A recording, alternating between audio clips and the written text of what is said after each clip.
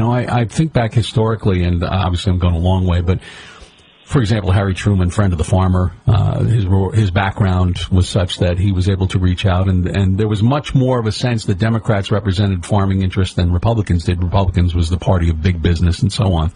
And now it seems that maybe the rural voters kind of think that Democrats have forgotten them and that they're sort of on the coasts, you know what I mean? That seems to be the perception. Has there been a movement away from rural voters by Democrats, either in ideology or just in proximity? Well, it's an interesting thing. So with our project, the Rural Voter Institute, we actually spent the summer talking to rural voters in Midwestern swing states, focus groups, interviews, talking to voters about their concerns. And there's a large feeling that both political parties have walked away from rural communities, that rural communities are not receiving the prioritization, the importance in people's agenda that they should. And there is a lot of truth to that. You look, for example, the issue with rural broadband, right? And let's be honest, that's not something that up until the last several weeks was something that necessarily came up as top of mind with rural voters, even though it is an important issue.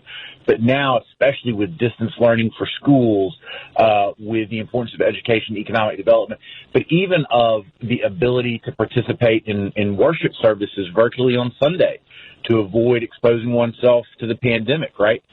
There's a freedom to worship aspect now to rural broadband. And while that's always an important issue, it wasn't necessarily at the top of rural voters' minds, but we see it increasing.